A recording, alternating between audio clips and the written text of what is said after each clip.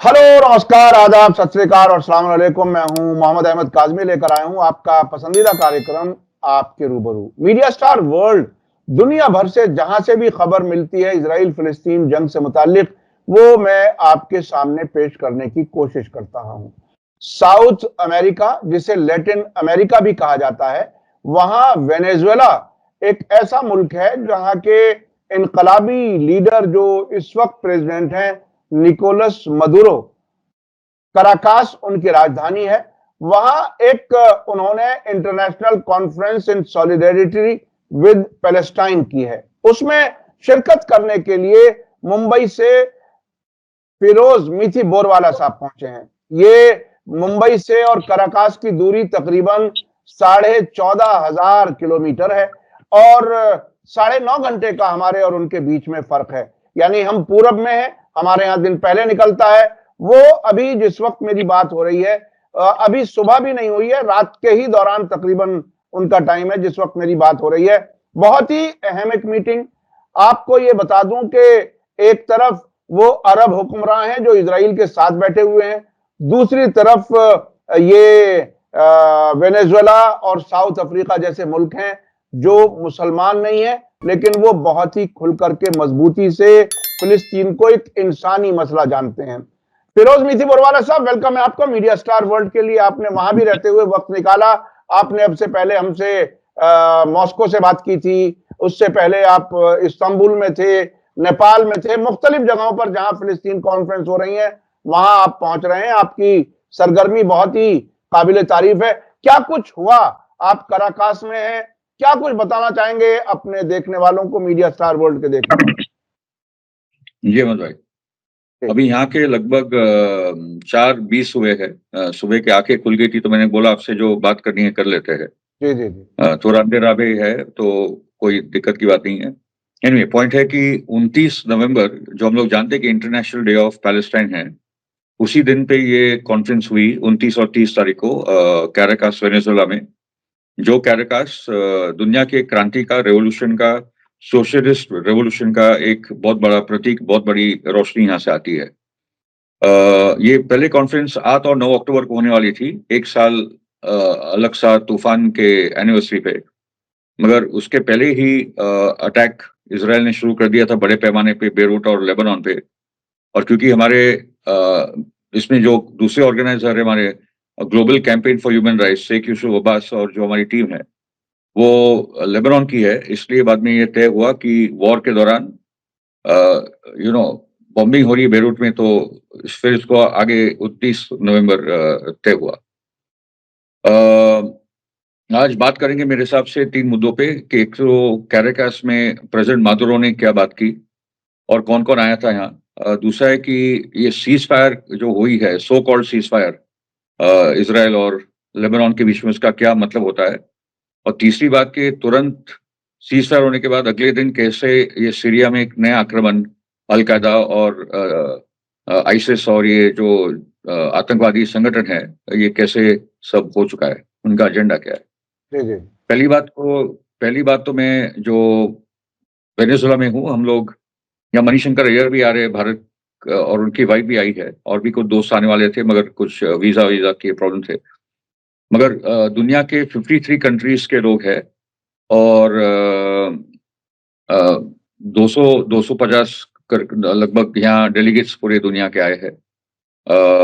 English का एक तबका है, स्पेनिश स्पीकिंग है, अरब है, और फ़ारसी, ये 4-5 भाषा के लोग यहाँ सब जमा हुए हैं। इंटरेस्टिंग है कि यहाँ लैला खालिद भी मिली हमें। बहुत बहुत कमाल की बात हुई है, लैला खालिद जिसने 1974 में प्लेन को हाईजैक किया था जब वो 24 साल की थी, वो लैला खालिद भी हमारे साथ है। अलीडा गवारा जो चे गवारा की बेटी है, जो चे गवारा जो बहुत बड़े क्रांतिकारी थे, उनकी बेटी भी आई है। और तीसरा है कि फिडेल कास्ट्रो के जो भाई है, राउल कास्ट्रो जो प्रेसिडेंट है क्यूबा के, तो राउल कास्ट्रो की बेटी मरिया कास्ट्रो वो भी यहाँ मौजूद है। तो दुनिया के कुछ बहुत बड़े-बड़े चेहरे, बहुत बड़े-बड़े लोग जिनके परिवारों ने इतनी कुर्बानियाँ दी है, ये पूरे आंदोलनों को बनाने के लिए, अपने देशों को अमेरिकी साम्राज्यवाद और ज़ायनिज़्म और फ़ैशिज़्म से बचाने के लिए, ये सब यहाँ लोग मौजूद है। तो बहुत टॉप लेवल के लीडर्स पूरे दुनिया भर के आए हैं, जिन्होंने फिलिस्तीन के लिए बहुत बड़ी कुर्बानियां अपने अपने देशों में दी है। मेरे लिए तो बहुत बड़ी बात थी, क्योंकि प्रेसिडेंट मादुरो से हाथ मिलाने का मौका मिला। तो वो इतने लंबे सफर के बाद, क्योंकि मुंबई से इस्तांबुल कुछ 7 घंटे का सफर है, फिर इस्तांबुल एयरपोर्ट पे 15 घंटा बैठना पड़ा। बहुत लंबा लेओवर था, और वहां से और 13 घंटे का फ्लाइट। तो ये लंबा सफर था, मगर प्रेसिडेंट मादुरो का हाथ मिला लिया, और वो पूरी परंपरा जो है यूगो चावेज से लेकर साइमन बोलीवार, वो पूरी परंपरा से हाथ मिलाने का मौका मिला। प्रेसिडेंट मादुरो इतने सिंपल आदमी है, एक पैंट शर्ट पहनकर आए थे। कोई लंबा सिक्योरिटी जो 20-25 मशीन गन लेकर घेर लेते, और ये आदमी टारगेट पे है अमेरिका के। उसको असैसिनेशन के 5 अटेम्प्ट किए गए, वो जो हमको बता रहे थे। अभी तक उन्होंने बातें बताई नहीं थी। फिर भी वो, उनके फॉरेन मिनिस्टर भी आए थे, मिस्टर इवान गिल। ये पता ही नहीं चलता कि इतने इतने बड़े लीडर है जो दुनिया को आज दिशा दे रहे, और वो सिंपल आदमी की तरह हमारे बीच में घूमते बैठे हैं। ये बहुत कमाल की बात है। यूगो चावेज की जो परंपरा है, और जो बाद में अभी प्रेसिडेंट मादुरो से आगे बढ़ती जा रही है, ये उनका फिलिस्तीन को लेकर बहुत सपोर्ट है। और उन्होंने क्लियर कट कहा कि आज वेनेजुएला फिलिस्तीन है, फिलिस्तीन वेनेजुएला है। और उन्होंने और एक बात कही कि कैराकास जो है वो जेरूसलम है ऑफ साउथ अमेरिका। क्योंकि ये जो शहर है कैराकास, वो बहुत ही पवित्र स्थान है। यहाँ की जो इंडिजिनस आबादी थी स्पेन और पोर्चुगीज आक्रमण के पहले, तो यहाँ के, क्योंकि ये कैराकास बसा है यहाँ के पहाड़ों के बीच में, तो यहाँ का जो इंडिजिनस लोग थे वो इसको अपना एक सीक्रेट सिटी मानते थे कि हमारा सीक्रेट सिटी है। वही ये स्पेनिश कॉन्करर्स ने कब्जा किया। 300 साल तक ये लड़ाई चलती रही। 1824 में एक उठा हुआ साइमन बोलीवार ने जो लीड किया, और बाद में 200 साल से स्पेन को तो हटाया, मगर फिर भी यहाँ के जो दूसरे गोरे जो राज करते थे, क्योंकि इतने 500 साल के बाद यूगो चावेज जो अध्यक्ष बने, वो पहले अध्यक्ष बने वेनेजुएला के, जो गोरे नहीं थे, जो स्पेन पोर्चुगीज डिसेंट के नहीं थे। और उसके बाद ये बात आगे बढ़ी हमारे प्रेसिडेंट मादुरो में, और बोलिविया में इवो मोरालेस आए, और दूसरे देशों में भी साउथ अमेरिका में इंडिजिनस लोग सत्ता में आ रहे हैं। आपको और एक बात बता दूं वेनेजुएला की, क्योंकि यहाँ सैंक्शंस है, तो यहाँ बोला गया था कि इकोनॉमी बहुत ट्रबल में है और बहुत ही मुश्किल है, यहाँ के लोग का जीना हराम है। हम लोग आज गए थे, मार्केट्स फुल है, और मतलब इकोनॉमी अभी सुधर रही है। और उसके कारण ये है कि जो प्रेसिडेंट यूगो चावेज और मादुरो ने जो काम किया है कि ऑयल वेल्थ को उन्होंने नेशनलाइज किया, इसलिए उनके पे सैंक्शन है। वो चाहते थे कि इनकी जो तेल है वो बेची जाए, एक्सॉन मोबिल और टोटल और ये जो बड़ी बड़ी कंपनी है, मगर उन्होंने रिफ्यूज किया। तो फॉरेन मिनिस्टर ने मुझे बताया कि जो आमदनी है वेनेजुएलियन स्टेट की, उसका 72% ह्यूमन रिसोर्स डेवलपमेंट जाता है। Free education, free health care, housing, ये 3 बड़े सेक्टर्स में। यहाँ का पेट्रोल का रेट भी पहले तो फ्री में देते थे, अभी आधा, मतलब 40-50 रुपये में यहाँ 1 लीटर पेट्रोल मिल जाता है। मगर यूगो चावेज और मादुरो ने यहाँ की रिसोर्सेज ह्यूमन डेवलपमेंट में लगाई है, इसलिए उनका जन आधार है। उनके मॉल्स खुले, आज भी संडे को गए तो पूरा कैराकास सिटी में पार्टी वाला माहौल है, ठीक है। और जो ईरान ने जो किया सैंक्शंस को लेकर कि खुद हम अपना डेवलप करें, वो ही वेनेजुएला कर रहा है। वो अभी सिर्फ अपने ऑयल वेल पे डिपेंडेंट नहीं है, वैसे उनका ऑयल का भी production 1 million barrels per day हो चुका है। और सैंक्शंस को कैसे सर्कमवेंट करे, वो जैसे रशिया ने ईरान से सीखा है, ये लोग ने भी ईरान से सीखा है। दूसरा है कि मैन्युफैक्चरिंग इंडस्ट्री में बड़े पैमाने पे अभी चाइना के कारण ये लोग आगे बढ़ते जा रहे हैं, और उनका बहुत बड़ा डेवलपमेंट अभी एग्रीकल्चर में हो रहा है, क्योंकि ये बहुत बड़ा देश है, बहुत ज्यादा तेल है यहाँ, जमीन भी बहुत ही उपजाऊ है, 3.5 करोड़ की आबादी है। तो अभी एग्रीकल्चर, फिशिंग, ये सब प्रोडक्शन में ये अभी देश गया है। तो ये एक्सपोर्टर भी बना है। पहले खाली तेल बेचकर अपना देश चलाता था, मगर अभी मैन्युफैक्चरिंग, इंडस्ट्री, एग्रीकल्चर सब में इन्होंने इन्वेस्ट किया, और लोगों में इन्वेस्ट किया है। मेन तो वो है। तो और आज हम लोग यूगो चावेज के मौजूदी में गए थे, जहाँ उनको दफन किया है। जो गरीब इलाका है जहाँ से वो आए यूगो चावेज, यहाँ का वर्किंग क्लास जो स्लम इलाके ही उनका आखिरी मकबरा बना है। तो उन्होंने अपना कोई बदला नहीं। ह्यूगो चावेज मिलिट्री बैकग्राउंड के थे और फाइनली जब वो देख रहे थे कि हमारा देश लूटा जा रहा है, तो उन्होंने एक रिबेलियन खड़ा किया अंदर से भी, क्योंकि यहाँ के जो सोल्जर्स आम घरों से आते, किसान मजदूर आंदोलन से आते, मजदूरों से आते, तो ह्यूगो चावेज का वो बहुत बड़ा। तो जब यूएसएसआर गिरा, तब साउथ अमेरिका ने रोशनी बताई कि यहाँ एक सोशलिस्ट रेवोल्यूशन जो प्रो पीपल हो वो कैसे होता है। और ह्यूगो चावेज ने 1.5-2 घंटे हमसे बात की। उसी मंच पे लेला खालिद भी थी। और जो सपोर्ट ह्यूगो चावेज प्रेसिडेंट मादुरो ने दिया है, वो गाजा के लोग भी सुन रहे, फिलिस्तीन के लोग भी सुन रहे, Lebanon, Syria, Iran, Iraq, Yemen, सब लोग सुन रहे कि ये पूरा देश एक्सेस ऑफ रेजिस्टेंस के साथ खड़ा है। तो बहुत बड़ा मैसेज ये पूरे कॉन्फ्रेंस से गया है। और जनवरी 10 को उनका साइनिंग होगा, स्वेरिंग इन सेरेमनी होगा, वो वापस अध्यक्ष बनेंगे। तब देखना है कि अमेरिका कैसे आक्रमण करता है, फाइनेंशियल वहां के बोलीवार करेंसी को गिराना, वही एक माहौल उसके खिलाफ बनाना। कामयाब नहीं होंगे। यहाँ की क्रांति बहुत ही मजबूत है।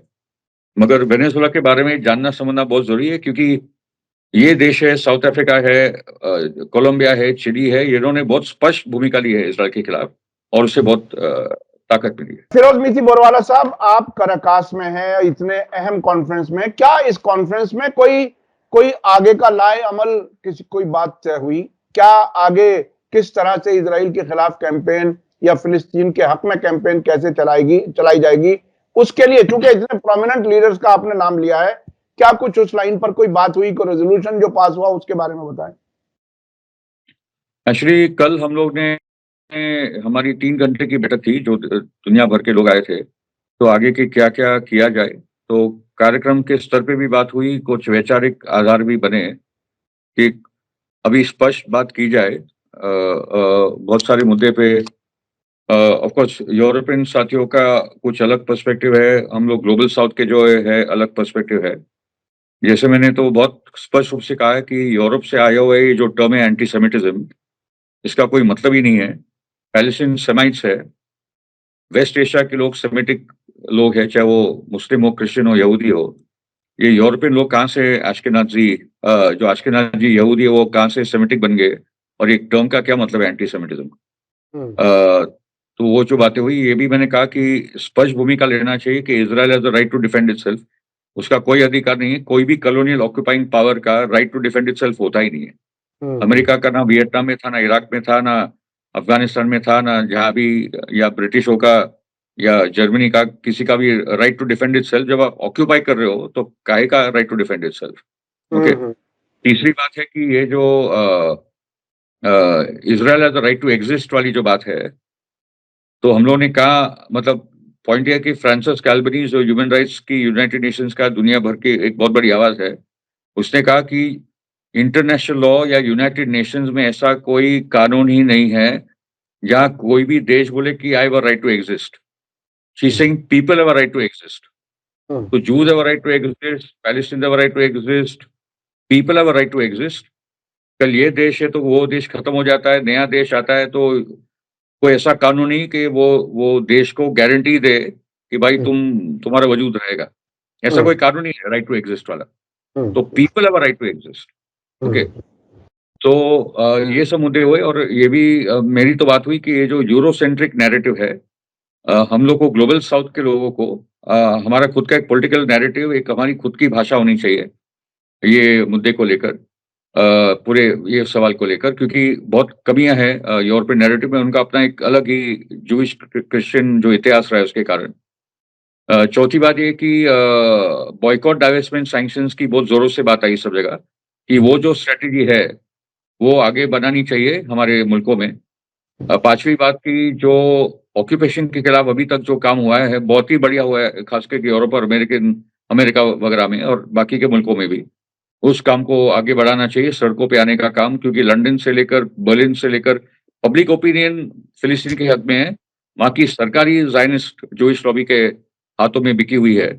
तो ये सब काफी बातें हुई, बहुत ही इंपॉर्टेंट किस्म के लोग आए थे, तो सभी जगह से बहुत ही इंपॉर्टेंट बातें आई है। मैंने और एक प्रस्ताव रखा वहाँ कि एशिया और खास करके साउथ एशिया और पूरी दुनिया, मगर हम लोग नेपाल में एक इंटरनेशनल कॉन्फ्रेंस करने जा रहे हैं इंडिया में हो नहीं पाएगा क्योंकि यहाँ मोदी वीजा देंगे नहीं, और बहुत बड़ा लंबा प्रोसेस है, 6 महीने के पहले अप्लाई करो वगैरह वगैरह। मगर नेपाल में हमारे कुछ मित्र है जिनसे बातचीत लगातार हो रही, जो पॉलिटिकल पार्टी के लीडर्स है। अभी 23 तारीख को भी बहुत बड़ा जेनोसाइड के खिलाफ काठमांडू में मार्च हुआ था, मैं पहुंच नहीं पाया, जाने वाला था मैं। मगर नेपाल में एक बड़ी इंटरनेशनल कॉन्फ्रेंस की प्लान हो रही है, और अभी मॉस्को में हमारे जो दोस्त है वहाँ फिलिस्तीन को लेकर कॉन्फ्रेंस हो, क्योंकि मेरे यहाँ दोस्त ताजुब से थे कि तुमने रशिया में फिलिस्तीन का दरवाजा कैसे खोल दिया, और नहीं था। हमारे जाने के पहले ज़ायनिज़्म का सवाल भी वो रेजोल्यूशन में लाने के लिए हमारे रशिया के साथी कतरा रहे थे। तो अभी काफी स्पष्ट नहीं, भूमिका आपके बारे में कल यहाँ दिल्ली में जो कॉन्फ्रेंस हुई उसमें भी आपका जिक्र था, आपको यहाँ आना था, लेकिन आप कराकास पहुंचे। जो ऑल इंडिया मुस्लिम मजलिस मुशावरत की मीटिंग थी उसमें आपके इंडो पैलेस्टाइन सॉलिडरिटी फोरम के प्रेसिडेंट पहुंचे थे, डॉक्टर सुरीनम। तो बहरहाल आप काफी एक्टिवली, आप बहुत ही बुनियादी चीजों पर आपने सवाल उठाए। टर्मिनोलॉजी का ही सारा खेल होता है। मैं चूंकि जर्नलिस्ट हूं, मैं उसे महसूस कर सकता हूं। तो वो एंटीसेमिटिज्म को हिट करना बहुत ही अहम था। राइट टू डिफेंड, जो अक्सर बहुत आसानी से कह दिया जाता है, उसको हिट करना बहुत ही जरूरी था। कोई काबिज आकर के मैं किसी के घर पे कब्जा कर लूं और मैं कहूं कि मुझे अपने डिफेंस का हक है, कहां है? मैं तो खुद डाकू हूं। तो ये जो बुनियादी चीजें आपने उठाई, ये बहुत ही अहम थी। अच्छा, अब मैं चलना चाहता हूं, कोई और खास पहलू हो इस कॉन्फ्रेंस का जो आप बताना चाहते हो? आई थिंक ये conference was about the fact that president Maduro ने इसको होस्ट की। उनका जो साइमन बोलिवार इंस्टीट्यूट है, उन्होंने हमारे लेबनीज दोस्त जो global campaign for human rights मिलकर, हमारे लेबनीज दोस्तों ने और फिलिस्तीनी दोस्तों ने बहुत बड़ा काम किया है।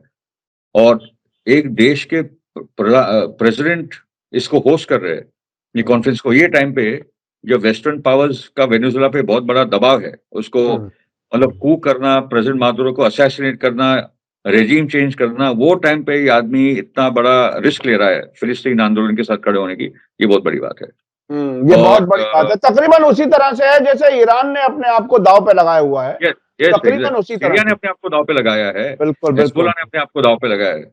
बिल्कुल बिल्कुल बिल्कुल। और मजलूमों के साथ दुनिया इकट्ठी हो रही है, ये बात अपनी जगह सही है।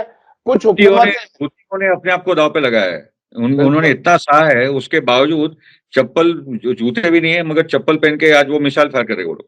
बिल्कुल बिल्कुल, बहुत बहुत बड़ी बात है। फिलिस्तीनियों के हक में ये बेहतरीन मौका है इस वक्त, और उनकी कुर्बानियां भी बिल्कुल एक तरह से अनप्रेसिडेंटेड। अब मैं चलना चाहता हूं सीरिया में जो कुछ हुआ, सीरिया वाला मसला, क्योंकि बहुत ही अभी जो कुछ विजुअल्स आ रहे हैं सीरिया से, जो हमला करने वाले लड़ाकू हैं, फौजी हैं, भाड़े के फौजी हैं, जो भी आप कहें, उन्होंने फिलिस्तीन के झंडे को अपने पैरों तले रौंदा है। ऐसी विजुअल आई है। ऐसी भी विजुअल आई है कि मस्जिद अल अक्सा की किसी घर में तस्वीर लगी हुई है तो उसे उतार करके पैरों के तले रौंदा है। तो इस किस्म की तस्वीरें वहां से आ रही हैं। आप इस हमले को कैसे देख रहे हैं? एलेप्पो काफी इंपॉर्टेंट शहर है, तकरीबन ऐसे ही है एलेप्पो सीरिया के लिए जैसे इंडिया के लिए मुंबई, बिजनेस का सेंटर। उस जगह पर तुर्की के रास्ते से इतना बड़ा हमला हो जाना, इसे आप कैसे देख रहे हैं? देखिए, वो हमला हुआ अगले दिन, जैसे यहाँ cease fire, so called cease fire में बोलता है, ये सीज फायर टिकने वाला है नहीं। ये अगर ये सीज फायर टिका तो गाजा का भी सीज फायर होगा, ये मेरा मानना है। इसलिए शायद उसमें एग्रीमेंट हुई है कि आप याद करो कि जिस दिन इराक से अमेरिका की ट्रूप्स ओबामा के दौरान निकल गई, तो उसके बाद आईसिस आ जाता है कि नहीं, आतंकवाद तो है, तो अमेरिका को वहां रहना होगा। तो यही जो आईसिस और अलकायदा का जो पूरा स्ट्रेटेजी अमेरिका का, और मैंने बहुत लिखा है कि आईसिस को किस प्रकार से अमेरिका, इजराइल, सऊदी, कतर, तुर्की, ये सब ने मिलकर बनाया है। कतर ने तो $1 बिलियन का इन्वेस्टमेंट दिया था एर्दोगान को, ये पूरे ये पूरा आतंकवादी जो दुनिया भर के इन्होंने जमा किए, और बाद में सीरिया पे जो हमला करवाया। तो जैसे सीज फायर यहाँ खत्म होता है, लागू होता है, लागू तो नहीं, अभी तक भी इजराइल टारगेट कर रहा है और अभी तो उसके अटैक चल रहे हैं। तो उसके अगले दिन इमीडिएटली ये आईसिस, अलकायदा वाले एक्टिव हो जाते हैं। मामला है कि नेतन्याहू को पता है कि जिस दिन ये जंग रुक गई, जिस दिन ये जंग रुक गई उसी दिन सवाल बड़े खड़े हो जाएंगे कि तुम गाजा में हारे, तुमने जो तय किया था कि मैं हमास को खत्म करूंगा और प्रिजनर्स को वापस लाऊंगा, वो तो कर नहीं पाया। आज भी हमास खड़ा है। एक लड़का आया था इस्लाम करके वहां से, जिसके पैर जा चुके, जो रबल में फंसा था और उसके परिवार के 20 लोग मारे गए थे। वो इतना व्हील चेयर पे आया था all the way from Gaza अभी। तो उसने तो कहा कि हम संघर्ष करते रहेंगे, हम आजादी लेकर रहेंगे, हम झुकने वाले हैं नहीं, हम सरेंडर करने वाले हैं नहीं। ठीक है। तो ये है आज भी ताकत गाजा के लोगों की। तो पॉइंट है कि सीरिया में जो तुर्की से इडलिब, क्योंकि ये तय हुआ था सीरिया के आतंकवादी गुटों के साथ, जो रशिया ट्राई कर रहा था कि जिन जो आतंकवादी सरेंडर कर रहे हैं उनको बस में बैठा कर उनको इडली भेज रहे थे कि भाई तुम लोग वहीं जाके बैठो अभी। तो इडली में 16 से ज्यादा ऐसे आतंकवादी गुट, मतलब नाम भी इतने सारे हैं, मगर मेनली अलकायदा और आईसिस के अलग अलग अफिलिएट्स है, जिसमें जेक सलिवन ने बोला कि आज अलकायदा हमारे साथ है। हिलरी क्लिंटन की ईमेल्स भी है अलकायदा के सपोर्ट में, और पेंटागन आईसिस को सपोर्ट कर रहा है, और वो जो उनका सीआईए अलकायदा को सपोर्ट कर रहा है। इतना अजीबोगरीब सब मामला उन्होंने बना दिया, कौन किसको हत्या दे रहा है उनको भी नहीं पता था। ठीक है। मगर द पॉइंट इज के ये पूरी स्ट्रेटेजी दुनिया के सामने तब भी एक्सपोज हो गई थी। मगर ये देखना है कि एर्दोगान की स्ट्रेटेजी क्या है कि आज भी अजरबैजान से तेल होकर, तुर्की होकर वो तेल आ रहा है इजराइल में। ओके। आंखें खुल गई है दुनिया के मुसलमानों की एर्दोगान के खिलाफ कि ये बहुत ही उसने बिट्रे किया है फिलिस्तीन के कॉज को। ठीक है। और वही रूट से, इडलिब रूट से ये लोगों ने अलेप्पो पे हमला किया है। मेरा मानना है कि सीरियन आर्मी, और अभी तो प्रेसिडेंट ऑफ जो इराक है उन्होंने कहा कि अल सुदानी ने कहा कि हमारी भी फौज वहां आएगी मदद करने के लिए, असल शाबी वगैरह तो होंगे ही। तुरंत प्रेसिडेंट असद चले गए मॉस्को। उसका कारण था कि जो प्रेसिडेंट पुतिन ने जो कोशिश की थी कि असद और एर्दोगान को साथ में बिठाना, कि इसका भी हल निकालेंगे, अस्ताना टॉक्स जो थे। मगर प्रेसिडेंट असद, बशर अल असद का बोलना था कि जब तक तुर्किश ट्रूप्स मेरे देश में हैं तब तक मैं बैठूंगा नहीं एर्दोगान के साथ, और वो सही साबित हुआ। ओके। क्योंकि उन्होंने कहा था कि जब मेरा देश ऑक्यूपाई हो रहा है तो मैं वो एर्दोगान के साथ क्यों बात करूं। ठीक है। और आज वो सही साबित हुए, क्योंकि वहीं से तुर्की के थ्रू से ही ये सब पूरा अटैक एलेप्पो हुआ। अगले दिन हुआ है। आप सोचो कि एर्दोगान और इजराइल की क्या कोऑर्डिनेशन होगी कि ये तुरंत ये सब हो रहा है। सीरियन आर्मी थोड़ी सरप्राइज में, आई थिंक सरप्राइज एलिमेंट था, तो ये लोग कुछ हद तक घुसे एलेप्पो में, मगर ज्यादा वक्त लगेगा नहीं। और उसमें सीरियन कम है, कोई उर्दू है, कोई इधर का है, कोई भैया उधर का ऐसे है। ऐसे नहीं, ऐसे विजुअल्स आ गए आजकल तो सोशल मीडिया से बहुत सी चीजें आ जाती, जो जो अरबी नहीं बोल रहे, जो जो दूसरी कुछ जबानें बोल रहे हैं सेंट्रल एशियन मुल्कों की, तो ये एक एक सिलसिला, ये तो तकरीबन देखिए, मुझे तो ऐसा लगता है कभी कभी कि कुछ सरकारों ने ये तय कर लिया है कि जहां कहीं सीधे अपनी फौज भेजने में ज्यादा बेइज्जती हो, वहां टेररिस्ट को भेज दो। और इदलिब पिछले कई साल से टेररिस्ट का पार्किंग स्पॉट बना हुआ है। वहां से हमने देखा वहां से हमने देखा अफगानिस्तान भी ले जाए गए, वहां से हमने देखा अजरबैजान भी ले जाए गए आर्मीनिया की जंग वाले मामले में। तो ये बाकायदा, और अब मीडिया से तो ये डिटेल तक आ गई थी कि पर डे कितने $100 हर आदमी को दिए जा रहे हैं। तो ये एक पार्किंग लॉट है टेररिस्ट का, जो जिसके लिए एयर डिफेंस सिस्टम तुर्की का रखा हुआ है वहां पर इदलिब में। तो ये कमाल की बात है कि दुनिया के मुल्कों की सॉवरेंटी की बात होती है, सीरिया की सॉवरेंटी कहां चली गई। अमेरिका की फौजें तेल भी चुराती हैं, देर जोर में जो वहां जो तबाही करती हैं, टेररिस्ट को मदद करती हैं, वहां के किसानों की फसलें लूटती हैं। ये और इराक और सीरिया के बीच सड़क वाले रास्ते को बंद करने की कोशिश रहती है। आखिर ये कहां तक जाएगा। देखिए, अर्दगान को एक तरह से प्रोजेक्ट किया गया कई वर्षों से कि ये मुसलमानों का शायद ये खलीफा नंबर 1 होगा। वहां पर एक सीरियल दिखाया गया पूरी दुनिया के नौजवानों को, अर्तगल गाजी, जिसमें यह बताने की कोशिश की गई कि यहां जो है वो सल्तनत उस्मानिया बहाल होने वाली है। क्या क्या कुछ है? आप उस इलाके में बार बार जाते रहे, आप इस्तांबुल भी गए हैं, आप दमिश्क भी गए हैं, मॉस्को भी गए हैं, क्या कुछ है? क्या होना क्या है? जी। नहीं, एक्चुअली इनका टारगेट ये है कि फिलिस्तीन और लेबनान को अलग किया जाए, लेबनान और सीरिया को अलग किया जाए, सीरिया और इराक को अलग किया जाए, ताकि वो जो पूरा एक्सेस ऑफ रेजिस्टेंस का फ्लो सप्लाईज है, चाहे वो अ, अनाज का सप्लाई हो या हथियारों का सप्लाई हो, जो भी मदद फिलिस्तीन और हिजबुल्लाह को भी मिल रही है, वो पूरा तोड़ा जाए। टूटेगा नहीं, ये एक ही लोग है और उनको पता है कि कैसे सब होता है। और इनफैक्ट मैं तो बोलता हूँ कि 7 अक्टूबर के बाद जो इज़राइल बेनकाब हुआ है, वैसे ही फिर से सऊदी, कतर, यूएई तो बहुत ही ज़्यादा बेनकाब हुआ है, ठीक है? ये सब वापस बेनकाब हो रहा है और आम मुसलमान जो दुआ आज कर रहा है, मैंने पिछली बार भी बोला था, ईरान के लिए दुआ कर रहा है मस्जिदों में, वो देख रहा है कि एक्चुअली कौन खड़ा है, कौन अपनी जान दे रहा है, कौन अपना खून दे रहा है, वो देख रहा है पूरी दुनिया का मुसलमान, पूरी दुनिया देख रही है। तो आइसिस और अल-कायदा उनके है, ये पूरा सब लोग समझ चुके थे। तो ये जो नंगा नाच वो लोग कर रहे हैं वापस और आप देखिए कि एक तकफ़ीरी वहाबी सोच है, जो बोलते हैं कि मक्का मदीना हमारा है, जेरूसलम हमारा लेना-देना नहीं है, अल-अक़सा भी कोई अहमियत की बात नहीं है, इसलिए आप जो बोल रहे हैं कि अल-अक़सा की भी तस्वीरें वो लोग तोड़ रहे हैं, ठीक है? हुँ, वो सब हो रहा है ताकि उन्होंने बहुत सारे उनके वहाबी उलेमा को काम पे लगा दिया था, ताकि वो लाइन जाए कि फ़िलिस्तीन की कोई ज़्यादा अहमियत नहीं है। और हुँ, अभी हुँ। बॉब वुडवर्ड की जो किताब आई है और आपको पता ही है, प्रिंस सलमान ने कहा कि मुझे वैसे फ़िलिस्तीन की ज़्यादा कुछ पड़ी नहीं है, मगर मैं बोल नहीं पाता क्योंकि मेरी आवाम फ़िलिस्तीनियों के बारे में बहुत मतलब उनके दिल में दर्द है। तो मेरे ये एक तो मेरे मेरे एक दोस्त जर्नलिस्ट पिछले दिनों सऊदी अरब गए थे, वहाँ कोई एक फेस्टिवल था। आपको मालूम है भारत से 10-12 लोग गए थे, उनमें से एक हमारे जानने वाले दोस्त भी थे। तो वहाँ ज़ाहिर है प्राइवेट लोगों से उन्होंने जिन जो अपने ताल्लुक में वहाँ हिंदुस्तानी हैं, उनसे बातें की होंगी। उन्होंने मुझे पर्सनल बताया, चूँकि ऑन रिकॉर्ड में लाना चाहता हूँ। उन्होंने हुँ, पर्सनल बताया कि सबको मालूम है कि बाकी और लोग शाही फैमिली के लोग कहाँ रहते हैं। लेकिन किसी को मालूम नहीं है मोहम्मद बिन सलमान कहाँ रहते हैं। किसी को मालूम नहीं है, वो अपने आप को एक तरह से खतरे में महसूस कर रहे हैं और सऊदी अरब में खुद उनकी जान को खतरा है, चूँकि उनकी हरकतें ऐसी हैं।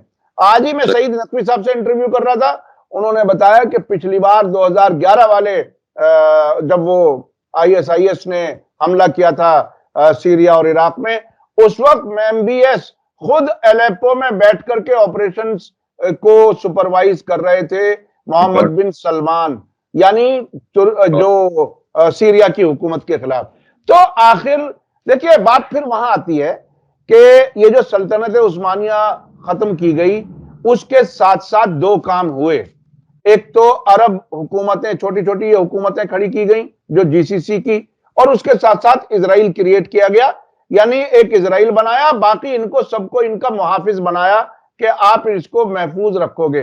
तो ये काम कब तक करेंगे? अवाम तो नहीं कबूल करते, वो तो बाइकआउट कर रहे हैं इसराइल का।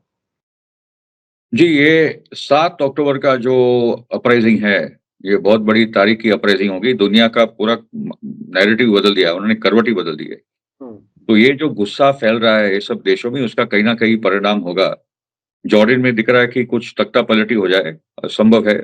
वैसे वहाँ की आर्मी, वहाँ की पुलिस स्टेट पूरे बेडूइन के हाथ में है, फिलिस्तीन अवाम 60% है, 60-70% है। तो सऊदी में भी कभी ना कभी ये पूरा फटने वाला है, ठीक है? Hmm, so let's see what happens over there.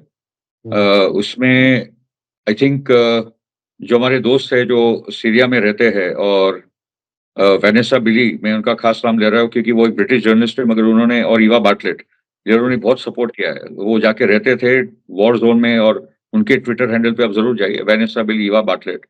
हम्म, दूसरे भी 2 लड़के हैं आर्या और हादी, उनके भी बहुत ज़बरदस्त ट्विटर हैंडल है। एलाइजा मैग्नियर भी है। तो आप मतलब बहुत सारे लोग जो और मुझे जो चिंता हो रही है कि सीरियन क्रिश्चियंस को जो टारगेट हो रहा है अलेप्पो में, हम्म, उनके चर्चेज़ को टारगेट हो रहा है, उनके क्रिसमस ट्री गिराए जा रहे हैं और बहुत सारा कुछ हो रहा है। क्योंकि एक साजिश है ज़ायनिस्टों की ग्रेटर इज़राइल प्रोजेक्ट में जो पहले-पहले जो कमज़ोर कम्युनिटीज़ है, पहले हम्म, उन्होंने वो एज़ीदी को टारगेट किया ताकि वो 5-1 लाख को हटाया जाए।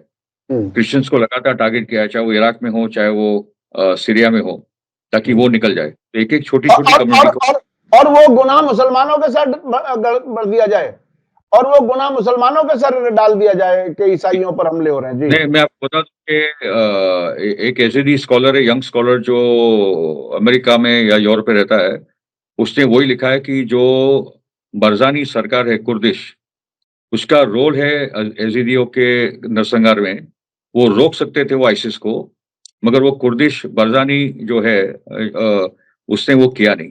बिल्कुल ठीक है? बिल्कुल बिल्कुल। तो ये कुर्दिश एलिमेंट भी, जो बहुत से लोग बोलते हैं सब लेफ्टिस्ट है वगैरह-वगैरह, अरे कुर्दिश के बारे में, वो देखिए कुर्दिश के बारे में मैं बीच में थोड़ा सा दर्शकों को बता दूं कि ये जो कुर्दिस्तान, इराकी कुर्दिस्तान, खास तौर पर सद्दाम हुसैन के खिलाफ जब 1990 के आसपास पाबंदियां लगी, और तकरीबन 12 साल के बाद जो ये फिर 2003 में जंग हुई सद्दाम हुसैन के खिलाफ, उस दरमियान जो नॉर्थ और साउथ पे पाबंदियां लगाई गई थी, नॉर्थ में इस हद तक अमेरिका ने, इजराइल ने तैयारी करा दी थी अलग मुल्क बनाने के लिए। जब मैं 2003 में जंग कवर करने के लिए गया, अरबिल वाले इलाके से, उसी इलाके से गया, वहां उन्होंने पार्लियामेंट बना ली थी, वहां उन्हें ministry of oil, ministry of defence, ministry of foreign affairs, वो सारी बिल्डिंगें तैयार थी। उनका दिल ये चाहता था कि ये अचानक अलग एक मुल्क बन जाए, करेंसी अलग थी।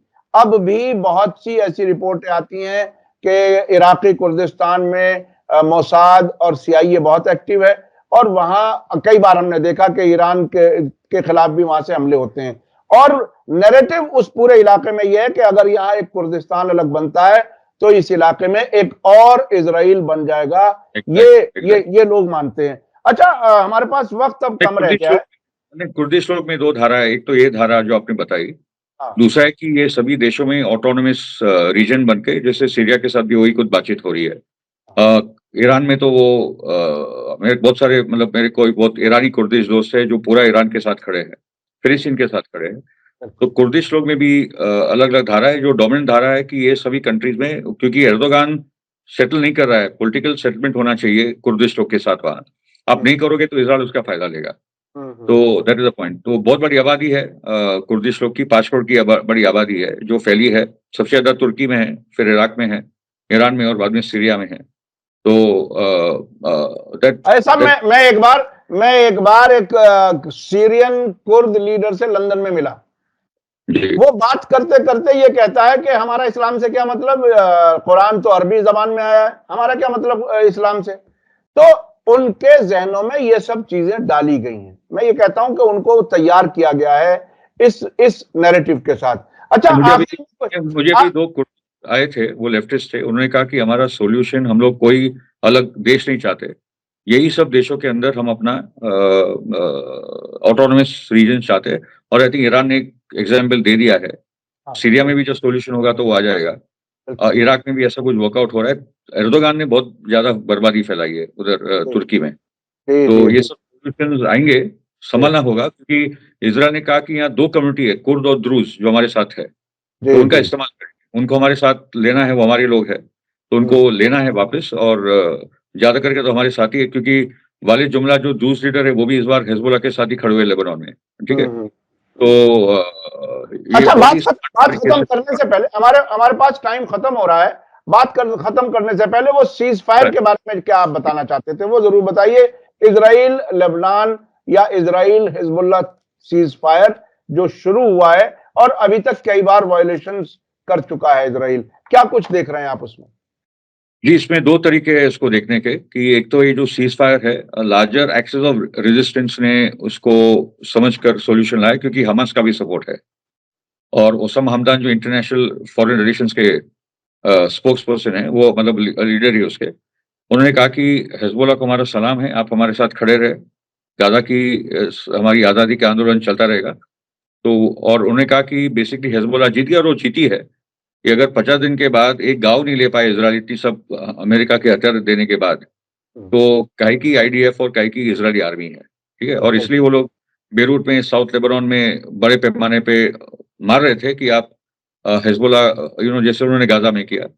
मगर आप देखो कि इजराइल ने ना बेरूत के एयरपोर्ट को उड़ाया, ना उनके वाटर सिस्टम्स, ना इलेक्ट्रिकल प्लांट्स को उड़ाया, क्योंकि वो जानते थे कि हिजबुल्लाह भी उनको उड़ा देगी। ठीक है? तो उन्होंने बिल्डिंगों को उड़ाया ज़रूर। बहुत सारे 4,000 से ज़्यादा लोग शहीद हुए हैं, जो फिलिस्तीन के लिए शहीद हुए। ये लेबनीज़ लोग हैं, जो बिल्कुल। फिलिस्तीन के लिए अपने आप को शहीद कर रहे हैं।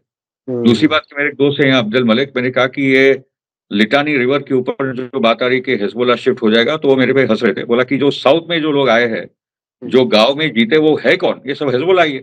बिल्कुल ठीक है। बिल्कुल बिल्कुल बिल्कुल। हाँ, और तो इसीलिए पॉइंट इसीलिए शायद पहले ही दिन जंगबंदी इम्प्लीमेंट होने के कुछ ही घंटों में जब लोग पहुंच गए, तो इजरायली फौजियों ने डर करके फायर शॉट्स, यानी वार्निंग शॉट्स उन्होंने चलाए, फायरिंग की अपनी जान के खतरे को शायद देखते हुए।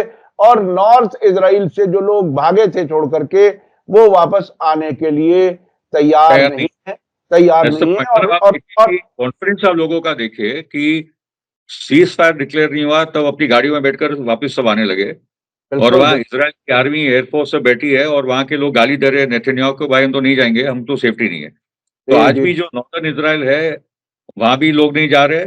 सदर्न इजराइल जो गाजा को लेकर लगे, अब भी नहीं जा रहे। ये खाली सेंट्रल इजराइल में ये कन्फाइंड है। ठीक है।